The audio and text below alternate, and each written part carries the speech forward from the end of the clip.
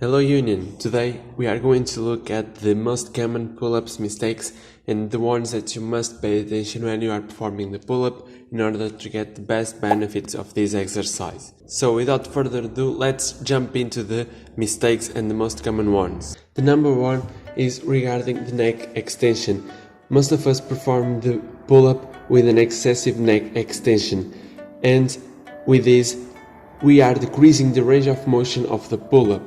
The top portion can be the harder part of the pull-up, and this way you are avoiding going there and doing more reps. With this one, you are also lacking the strength on the end range that is very important for you to get the most benefit of the pull-up, so make sure you avoid this one.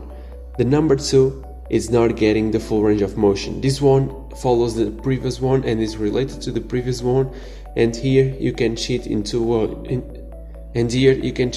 ways.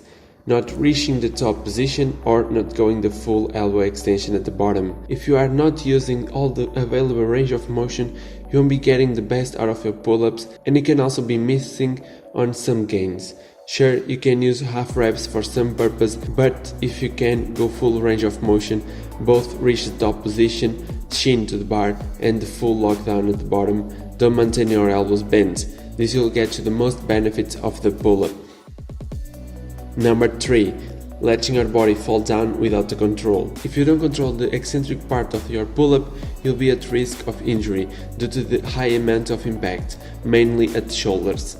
Regarding this, you want to make sure you control the descending phase so that you are safer during the exercise. Even if you want to perform faster reps, you can still control the motion and maintain an active hang during the exercise. For the number 4, we are talking about keeping. By using keeping, you are decreasing the muscle activation as you are using momentum to perform the exercise. As I told you before, you are at a higher risk of injury due to the uncontrolled motion that you are performing. Additionally, with this, you don't have the same amount of muscle activation, you will not develop as much strength, and you are losing in your gains. It's better to do less repetitions and better form than more repetitions and worse ones. So, quality over quantity. For the number 5, we are looking at the vertical pulling. Instead of doing a vertical pulling, you want to probably change for an arching pull-up, because with this one you are emphasizing the back muscles to work.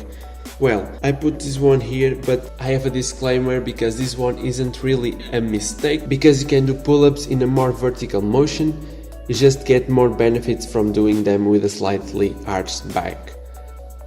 One thing you need to avoid if you are going for the vertical is flattening out your elbows. Your body will thank you later for this one. Regarding the arch, you will have much more back activation and much more range of motion to work. Actually, I have a video about this one explaining this, and if you want to have a clear view of this one, make sure you check the link in the description or the card on the top. Number 6.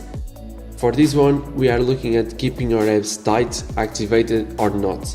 When you keep your abs activated, you are having a more control over the pull-up and you have a full body activation as well. With this one, you also can probably reduce a little bit the number of repetitions or not. It will depend on the control and the exposure and expertise you have on this exercise, but you will have overall body tension, as I told you before, which means you will have a stronger pulling movement, meaning more strength on the upper body and more reps afterwards. With this one, the arch that I talked before won't be that easy to perform because you are having that ab contraction, but you can do both with and without the activation, and you will get the best benefits of the both worlds. So guys, these ones are the most common ones, most common mistakes that I tend to see, and that I also have done it during my journey, mainly at the beginning of my journey, but that you can improve and get better out of your pull-ups. These videos you see on the screen are good videos that you probably want to check out to learn more about street workout and calisthenics and address some issues during your training, so make sure you check them out if you want to learn more.